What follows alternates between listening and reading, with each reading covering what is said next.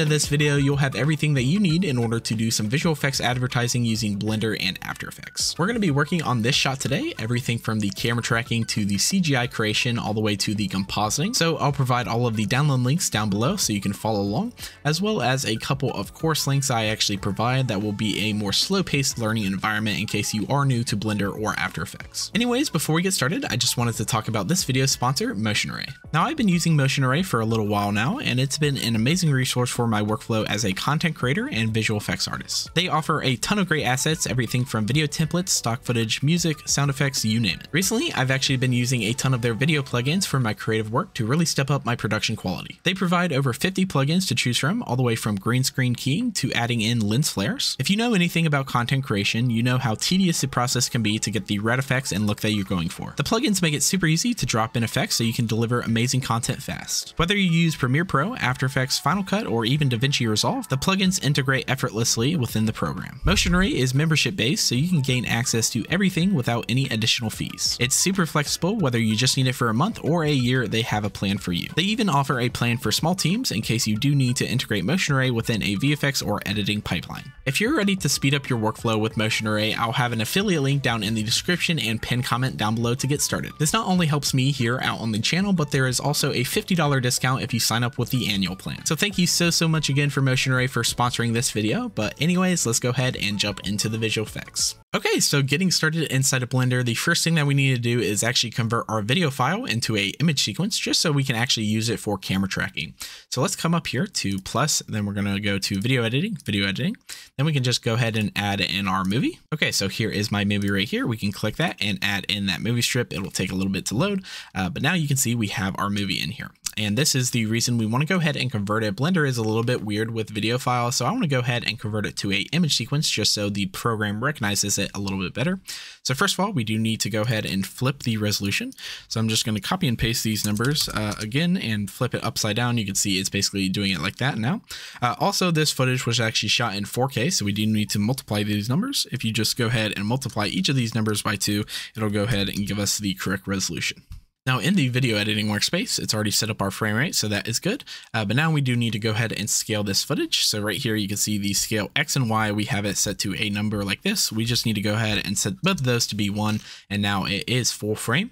The final thing that we need to do is go ahead and set the end keyframe down here. So that is going to be 240 for me. So I'm just going to type in 240 down here. And then finally, we need to go ahead and export this into a new location. So I'm just going to click this button right here to select a new folder location. Okay, so I have a new folder right here. I just went ahead and named it like that, and let's hit accept down here. Now I'm going to be saving it as a EXR sequence. So we'll go ahead and come here, go to open EXR. I'm going to go ahead and just do half of the color depth. So float right there. We don't need the alpha channel. So I'm going to go to RGB right there. And then for the codec, instead of zip, we're going to go ahead and use DWAA, which is a little bit lossy, but in my experience, it's a pretty happy medium between quality versus actual file size. So with that set up, all we have to do is come up here and render the animation. Okay, so once your render has finished, we can exit out of here, and we want to go into the folder structure. You should have a folder that's similar to this right here. Now, the final thing that we need to do is go ahead and render out a PNG file, just because one of the programs we're going to be using actually doesn't take EXR files, it takes PNG files. So I'm going to come all the way to the first frame, so just frame 1 down here.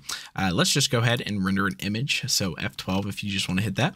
So here is our image right here. I'm just going to come up to image, we'll go to save as, and let's go ahead and locate a new kind of location for that. You can name this whatever that you want, and instead of EXR up here, we can go ahead and change this to PNG, and all of these settings are fine except the color depth I want to be on 8.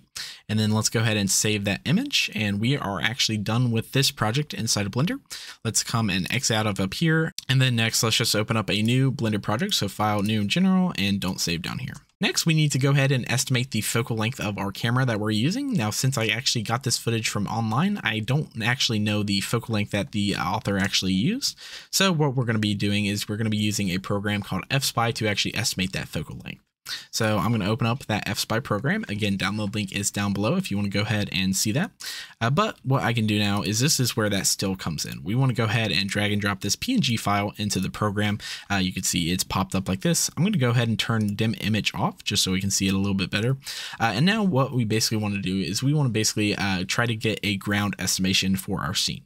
This is going to give us a ton of camera information. Most importantly for us is it's going to give us our correct rotation of our scene, and then also a focal length for our camera to use inside of camera tracking. So first of all, I will see some of these green and red lines. I just want to go ahead and place these on the scene. Now I'm actually holding shift to go ahead and kind of zoom in there. So we can just place those down on the scene. So we basically need the different colored lines to be perpendicular from each other, just because those are actually going to be the axes inside of Blender that we're going to be using. So that is the green line right there. And then this other green line, we basically need to be parallel to that other green line. So let's go ahead and come down here. I'm going to be using this sidewalk. I'm basically just going to be guessing that this sidewalk and this line right here are pretty parallel to each other, and it should give us a pretty decent result. Again, holding shift to kind of zoom in here to get super accurate results. Next, let's come and deal with this red line. Now, I don't see too many red lines that are kind of perpendicular on the floor plane down here. So what I'm actually going to do is I'm going to switch this. Instead of X, I'm going to set it to the Z axis right here. And if you remember in the Blender program, Z is actually up and down. And so we do need to mimic that as much as possible inside of here. So I'm just going to place my axes right there. And then we'll place on the other side as well. So dragging this, I'll just use some of these windows as our reference. So right there, and then I'm going to drag this all the way up into the very top like that. And now what I like to do is I like to go ahead and check that the floor is looking accurate as much as we can. And so right here, I'll place my origin point down here, and then I'll go ahead and do the grid to the XY grid floor. And as you can see, our grid is pretty matching the ground. It's not perfect, but again, we don't need to be perfect for this specific result. If you're maybe having some of the CGI actually interact with some of these buildings, this is maybe where you want to spend a little bit more time to get this as accurate as possible. But now we actually have a focal length if I click this number down here. And so Blender will actually use this value as the focal length throughout the camera, which is very nice and easy. So let's go ahead and save this. I'm going to Control S and save that into a new folder location. Okay, so let's just save that right there. And now we are done with FSpy, so we can exit out of that program. And let's go back inside of Blender. Now you will need a special add-on for Blender. It's the FSpy importer add-on. I'll have a link down below where you can download that as well. But when you have that installed, we need to go ahead and import then that project. So we're going to go to File, Import, down to FSpy, and then we can just locate that project that we just saved out. Okay, so with this FSpy project, we can go ahead and import that in the scene. And now we have the rotation of our camera and a new camera kind of defined up here. So that is all looking good. Just for the sake of our simplicity, I'm going to go ahead and delete all of these other objects. We don't really need that, just so we can start out from scratch. So now we have this project. Let's go ahead and talk about how we're going to camera track this. So the traditional camera tracking process would be to add a lot of tracking markers throughout the scene and then track the movement.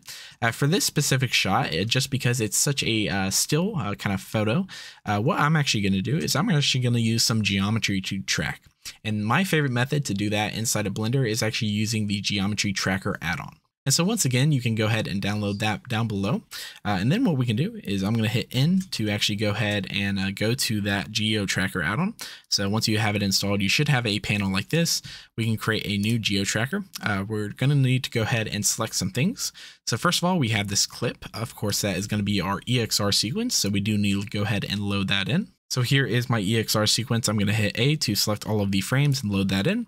Next, we need to go ahead and analyze this. This will basically just let the program kind of go in, tell some of the pixel data and some of the movement between the different frames, and will give us a lot of information to go ahead and track some of the geometry in our camera. Now that we have that finished, you can see that the Analyze button is grayed out over here, so we are done with that.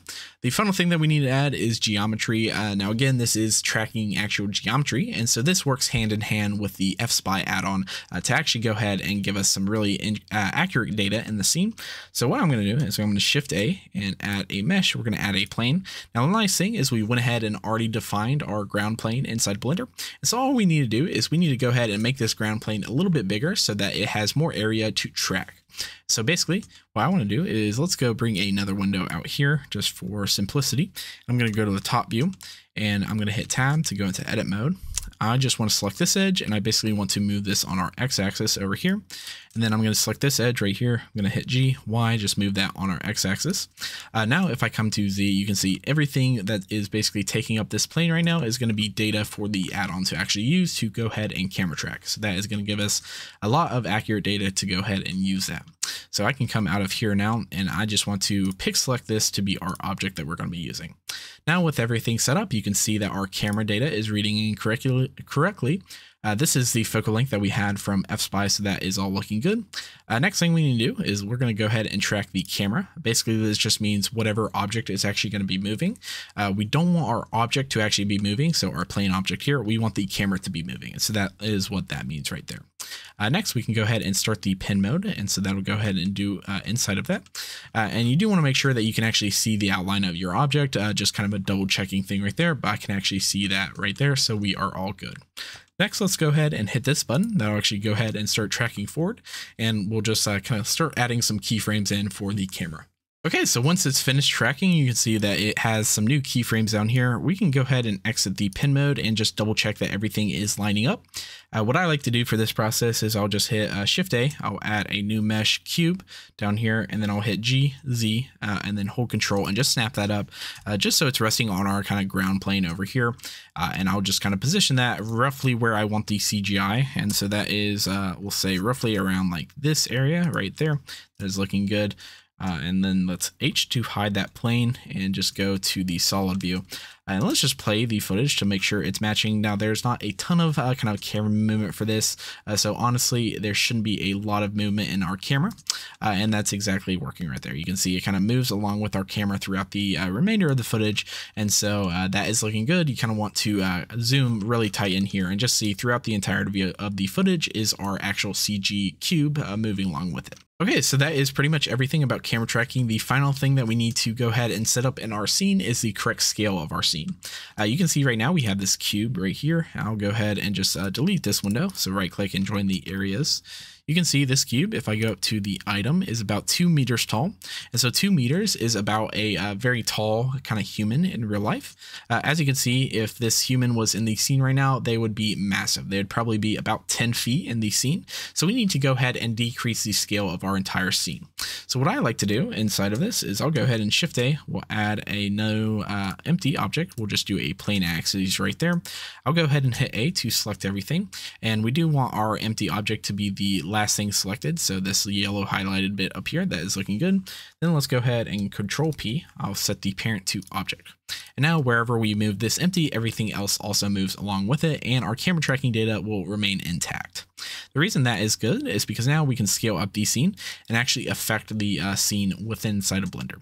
So what I want to do, first of all, I accidentally parented the cube along with it. So you just want the camera. So to quickly undo what I did, I'll go to parent, I'll clear parent and keep transformation right there. So now we can go ahead and scale this up. The idea is we want to go ahead and scale this cube up to go ahead and be as tall as a very tall human in the kind of world right here.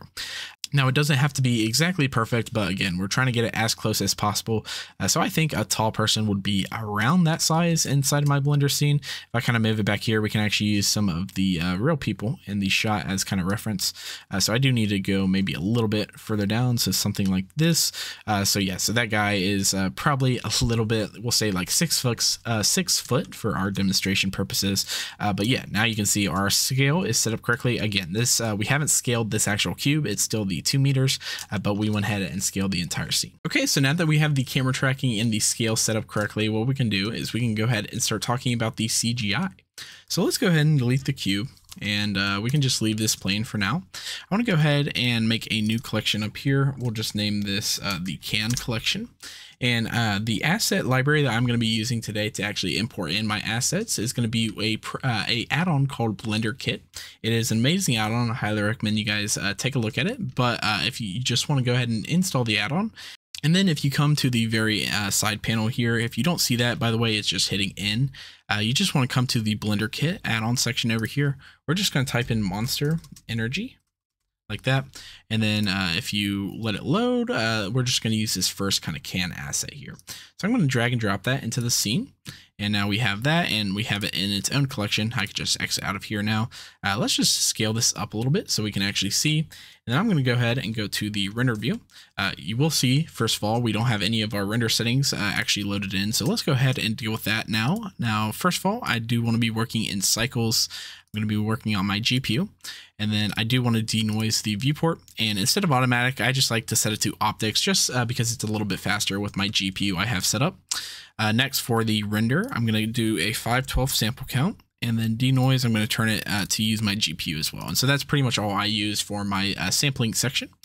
Next, let's turn motion blur on. And since it is a phone footage, usually what I do is I set the shutter to either 0.1 or 0.2, just so we don't have as much motion blur in the scene. I just find that iPhone footage does not have a lot of motion blur, so we don't really have to deal with that compared to film cameras or DSLRs or anything like that.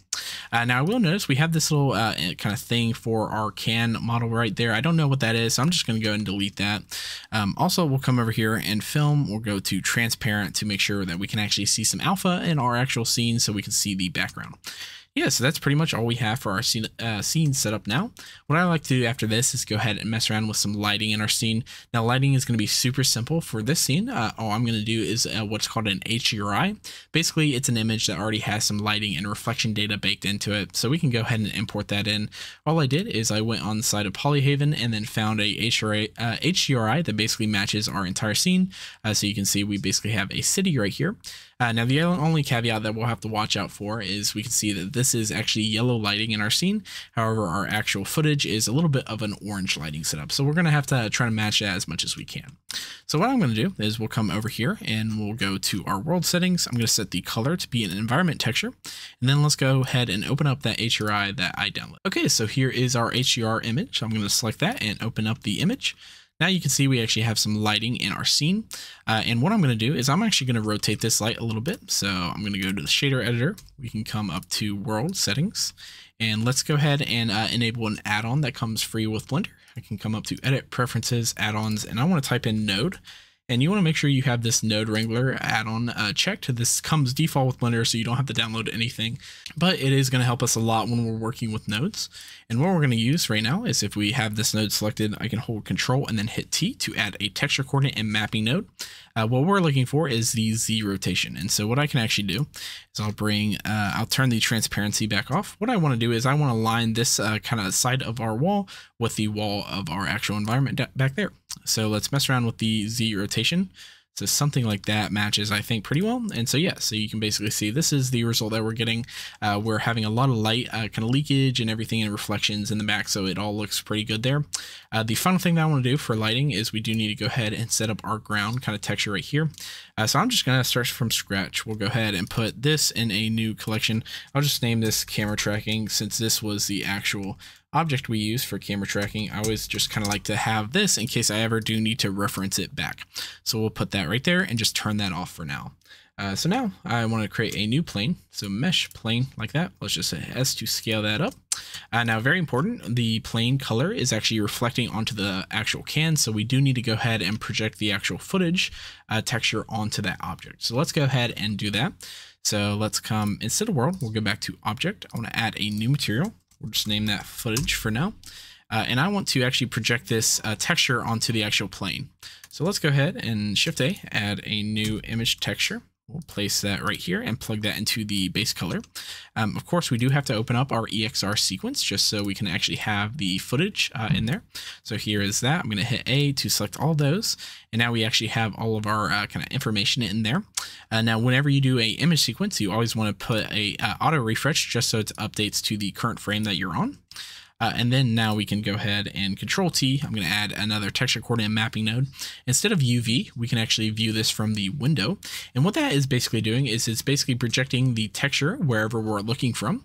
And since we're looking from the camera's point of view, it's basically using the camera as a projector to project the texture onto this object. So that is exactly what we want.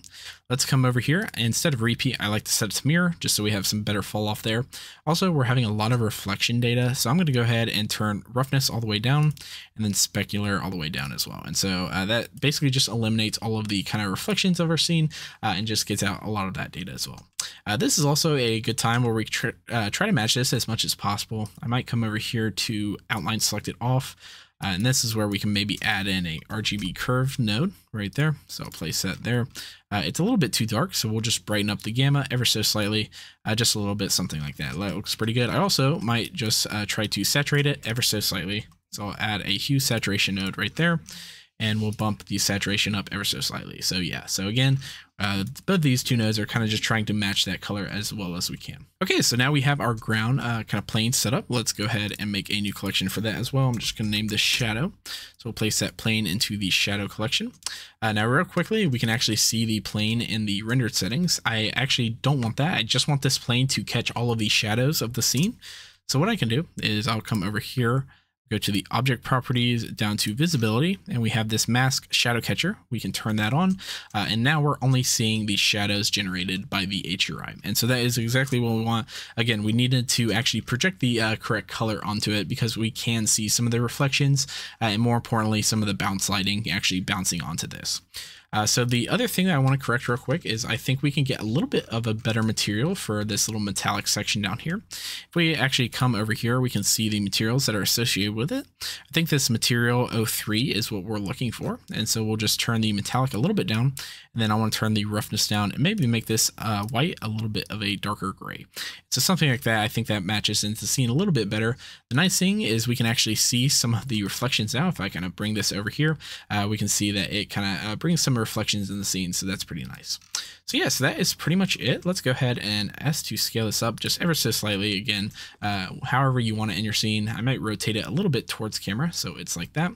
But yes, so that is pretty much it. The other thing that I like to do is I like to go ahead and put some reflections of the actual background onto the can. And so that's super easy. We can just make a new collection. I'll name this reflections over here. And then what I want to do is I want to add a plane to basically be that geometry in the background. So we can just rotate like that, hit S to scale, maybe rotate that on the Z. And I'll just kind of place this back here where the actual building would be. And then let's just scale this up a little bit. So just S to scale. I'm just going to scale it up super big. So basically we can see it's reflecting all of that. You can see some white reflections and stuff back there. Now I want to kind of do the same process as the ground, but with a slight change. So let's copy these three nodes right here. This is exactly what we want. So I'll Control C and copy that. And I want to paste this to a new kind of footage material over here. So I'll name this material reflections just to keep everything organized. So let's go ahead and Control V to paste that in and put our color instead of the principled BSDF. I want to put this into the surface. And the reason I want to do that is because the principled BSDF basically has shadow and lighting data baked into it. And so if I put this here, it won't represent the exact colors of the actual footage. And so since we don't need the actual shadow for this back section, again, this is just for our reflections, we can go ahead and delete that. And so that is looking good. The other thing that we can see now is that all of this has created more shadows for our actual shadow kind of plane down here. So in order to disable that, I can select my reflection plane. I can go to the object properties and all the way down to our visibility tab. We want to go ahead and change some of this ray visibility section right here. The only ones we want is just glossy and transmission. These are the two things that basically deal with any reflections or any transparent materials or anything like that. So now with both of those turned off, we still have some of our reflections. So if I turn it on and off, you can still see that we have some reflections on the side, which is nice, but now we actually don't have any shadowing on our actual shadow catcher. So that is exactly what we want. I'm going to go ahead and make this shadow plane a little bit bigger. So make it bigger like that. Also, let's turn the light selected back on just so you guys can see some of the stuff. So yeah, that's pretty much all of the stuff that I do for lighting. You can see we're getting a pretty decent result right now. Let's go ahead and do some quick animation. And so what I basically want to do is I want this can to kind of bounce on the ground and then settle a little bit. So what I'm going to do is we'll select our empty of our can up there.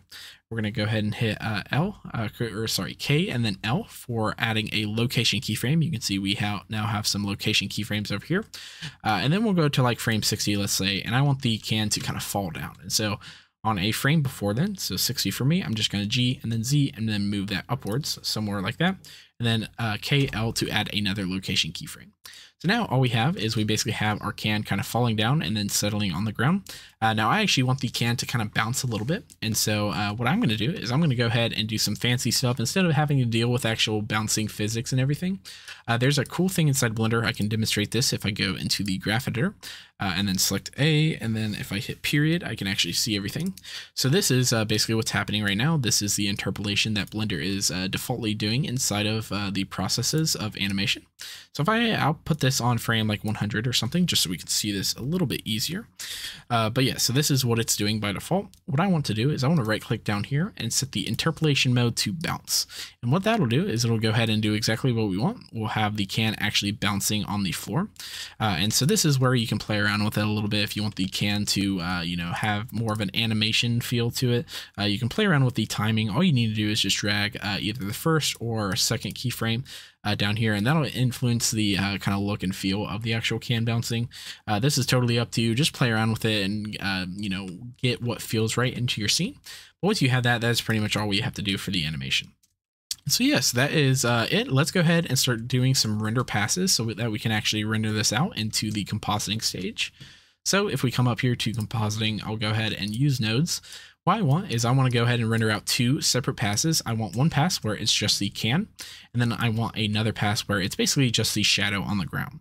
So let's go ahead and talk about how to do that. The first thing I want to do is I want to create some different view layers. So the first one we're just going to name can, and then the second one we're just going to name shadow, just both of our different passes that we want to create. Also, let's go ahead and enable some filters. Filters are just some extra things that you can do for some of the collections in our scene, and it's going to really help us kind of break out some different stuff. First of all, we do have the camera tracking selection back, so I'm just going to kind of mute that over here.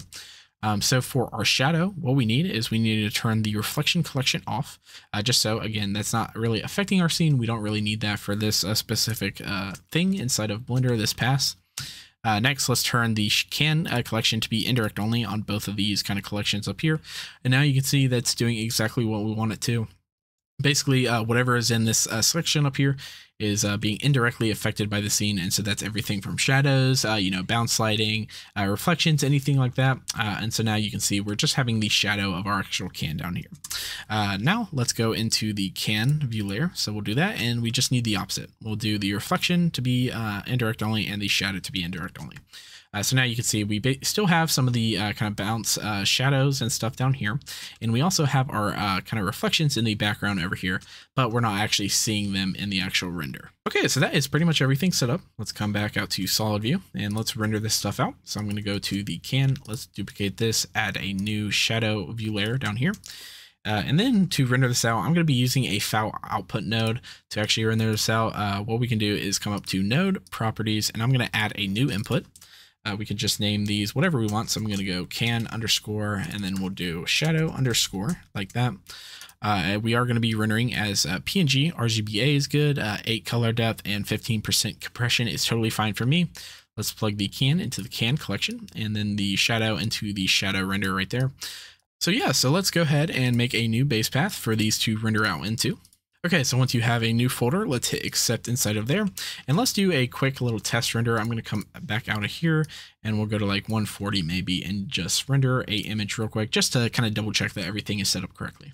And so yeah, so we have our can right here, and then we also have our shadow pass as well. So you just want to double check that they look like that your shadow is giving you a result like this, and they both have alpha channel as well. So that is all looking good. You might want to do a few other test renders. This is also where you can plug in some final kind of information if you want to have some higher render sizes. I believe for my final one, I just did 50% here. Basically, that just means I'm going to be rendering as a 1080p resolution. Instead of this 4K, just because I'm going to be sending this to Instagram, and so I don't need the full kind of 4K resolution.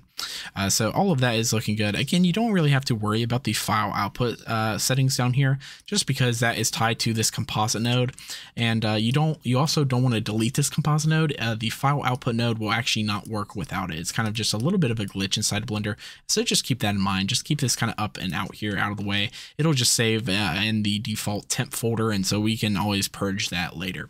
But yeah, so that is pretty much it with the CGI. We can go ahead and set this up to your render overnight. One quick thing I just want to point out, you never want to be rendering on render view. Right here you can see we're actually using up some of our computer's resources in the background when we render. And so you always want to be on to solid view. It'll just save you a lot of time with rendering. It'll save you a little bit of time per frame, but also I find it glitches out a lot and crashes a program a lot more if you are in rendered view in the background. So you just want to be in solid view, I find, to work the best. But once you have that, we can just set this up to render overnight and hit render and animation. Okay, so after those passes have finished rendering, we are finally ready to start compositing our final visual effects. Now I'm going to be using After Effects for this process just because After Effects is the most user-friendly compositing software out there. Typically when I deal with my own clients and stuff, I use a program called Nuke, which is the industry standard compositing program, but both will give you similar results for this specific shot.